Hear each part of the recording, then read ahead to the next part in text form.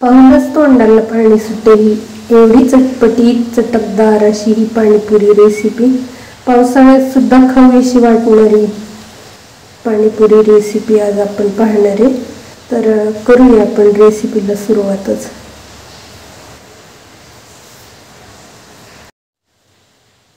तर आता सुरुवातीला स्टीलचं एक पातेलं घेतलेलं आहे आणि स्टीलच्या पातेल्यामध्ये मेजरमेंट कपाने अर्धा कप चिंच घेतलेली। चिंच 1 ते 2 पाण्याने स्वच्छ धुवून घ्यायची। तर अशी ही चिंच धुवून घेतलेली आहे। नंतर आपण यामध्ये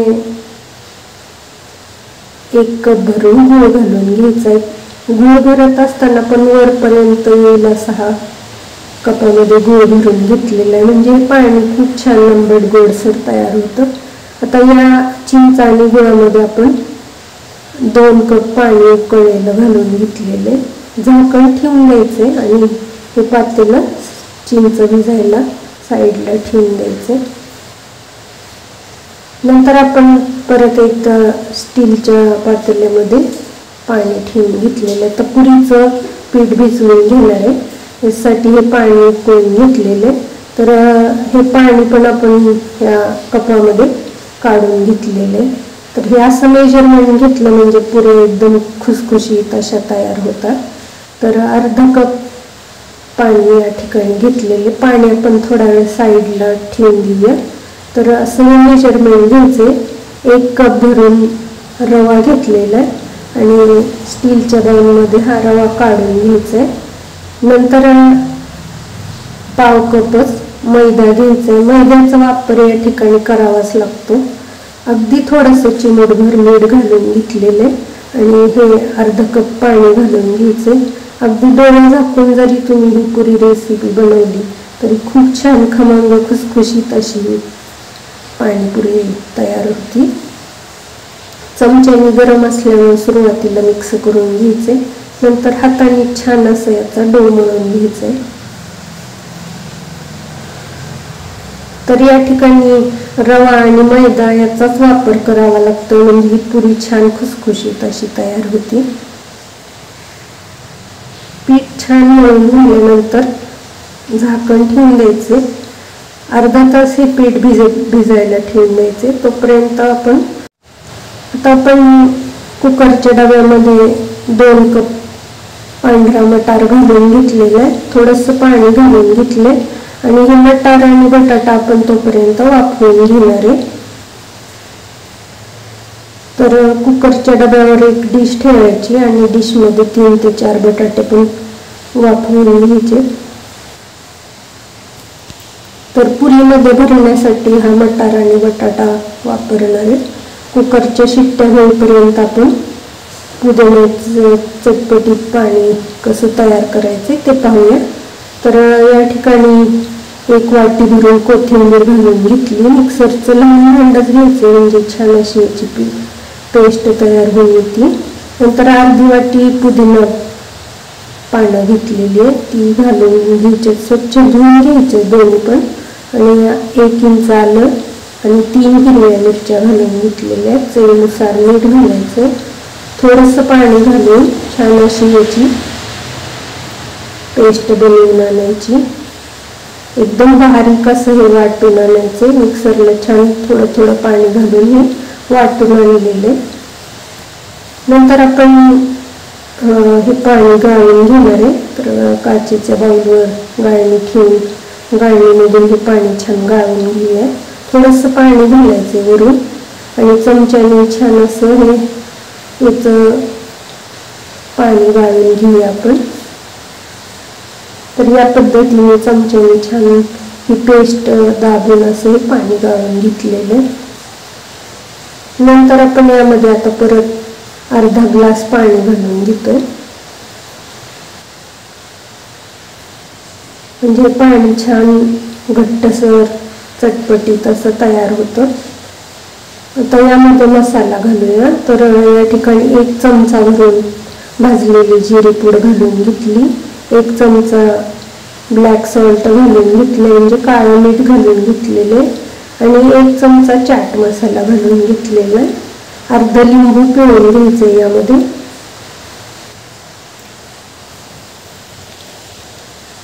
4 ते 5 जणांना पुरेल एवढी ही रेसिपी तयार होती। यामध्ये आपण चिंच गुळाचं जे भिजवलेलं पाणी आहे त्यातलं 4 ते 5 चमचे पाणी पण घालून घेतलेलं आहे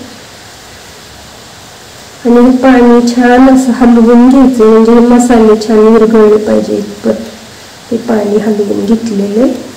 तर हे पाणी तयार झालेलं, यामध्ये आपण बुंदी घालणार आहे, पण आपण जेव्हा सर्व करणार आहे त्यावेळेस ही बुंदी घालणार आहे। तर आता आपण गोड पाणी कसं बनवायचं ते पाहूया। तर या ठिकाणी चिंच आणि गुळ भिजत ठेवलेली आहे, ती हाताने छान अशी चिंच मऊसर करून घ्यायची। हाताने छान मऊ करून झाल्यानंतर हे चिंचेचं पाणी पण आपण काचेच्या बाउलमध्येच गाळून घेतो।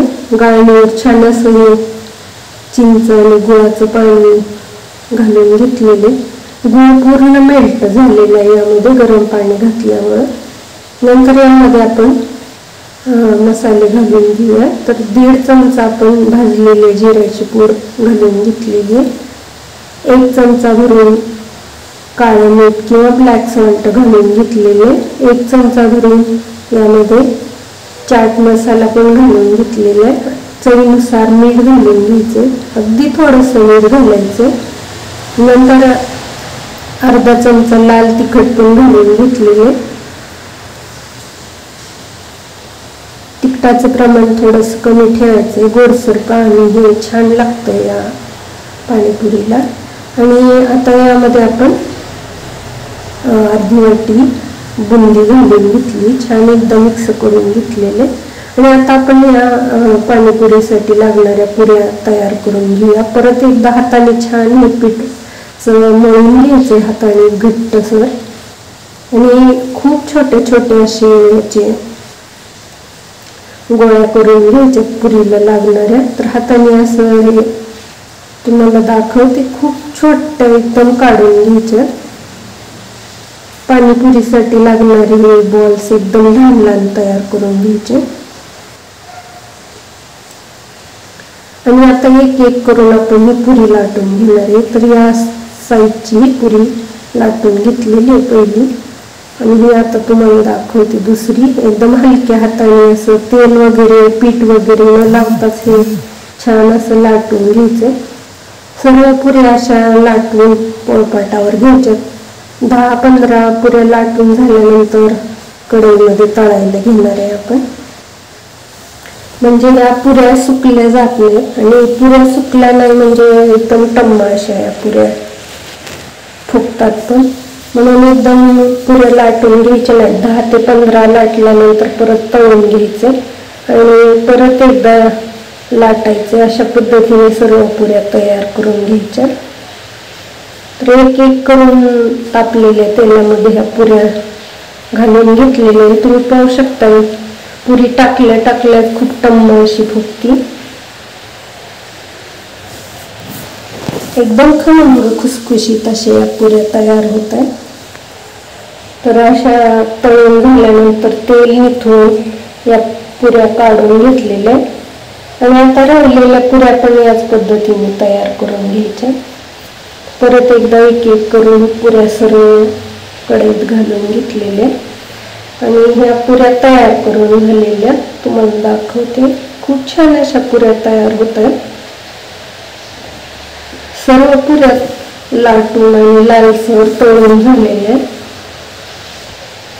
आता पाणी आणि पुऱ्या पण तयार झालेल्या आहेत। आपण पुरीमध्ये भरण्यासाठी लागणारा मटार आणि बटाट्याचा मसाला बनवून घेऊया। तर त्याच्यासाठी परत स्टीलचं पातेलं घेतलं, आणि पातेल्यामध्ये सुरुवातीला बटाटे कट करून घालून घेतलेले, बारीक चिरलेला कांदा, 1 वाटी भरून शिजलेले मटार घालून घेतलेले, चवीनुसार मीठ घालून घेतले, आणि 1 चमचा भरून चाट मसाला घालून घ्यायचा, मिक्स करून घ्यायचं। थोडंसं अर्धा चमचा लाल तिखट पण घालून घ्यायचं या ठिकाणी, आणि 1 चमचा भरून काश्मीरी लाल मिरची पावडर पण घालून घेतली, त्यामुळे रंग पण छान येतो आणि चव पण छान लागते। चमच्याने छान असं दाबून दाबून हा मसाला मिक्स करून घ्यायचा आहे। हाताने छान एकदा सर्व मसाला, बटाटा आणि वाटाणे मिक्स करून घेतलेले, आता आपण यामध्ये बारीक चिरलेली कोथिंबीर घालून घेणार आहे. कोथिंबीर भरपूर अशी घालून घ्यायची. पाणीपुरीला कोथिंबीरीची चव खूप छान लागते. कोथिंबीर घातल्यानंतर पण एकदा मिक्स करून घेतलेलं आहे आणि हा मसाला तयार झालेला आहे. आता आपण जे पुदिन्याचं पाणी बनवलं होतं एकदम चटपटीत असं हे पाणी तयार होतं. तर या पाण्यामध्ये आपण बुंदी घालून घेणार आहे. बुंदी घातल्यानंतर चमच्याने छान मिक्स करून घ्यायचे. एकदा पुन्हा हलवून घ्यायचं आणि हे पण पाणी तयार झालेलं. तर तुम्ही पाहू शकता हे चिंच आणि गुळाचं आंबट गोड पाणी आणि पुदिन्याचं पाणी दोन्ही पाणी तयार झाल्यानंतर हे पाणी आपण सर्व करणार आहे. तर या पद्धतीने पुरी कट करून घ्यायची आणि आपण बटाटा आणि मटारचं जे मिश्रण होतं ते यामध्ये घालून घ्यायचे. एकदम चविष्ट अशी बघूनच तोंडाला पाणी सुटेल पट चविष्ट होणारी ही रेसिपी आहे. अगदी खूप कमी वेळात अर्धा ते पाऊण तासातच तयार होणारी रेसिपी आज तुम्हाला दाखवलेली आहे. तर याच पद्धतीने ही रेसिपी नक्की करून पहा. तर या पद्धतीने सर्व पुऱ्या तयार करून झालेल्या आहेत. हे महिनाभर टिकतात पुऱ्या.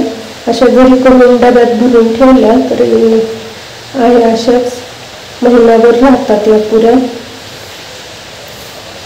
आणि हे चिंच गुळाचं पाणी आणि हा बटाट्याचा मसाला तयार झालेला आहे.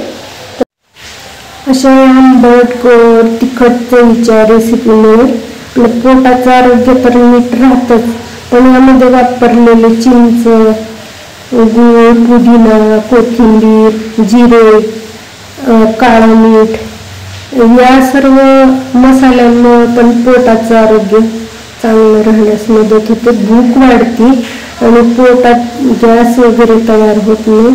तर आणि उष्णताही पोटाची वाढत नाही. त्याच्यामुळं या काही स्नॅक्स आरोग्यदायीच आहे. तर अशी पाणीपुरी स्नॅक्स रेसिपी नक्की या पद्धतीने करून पहा आणि लाईक शेअर सबस्क्राईब करायला विसरू नका. थँक्यू.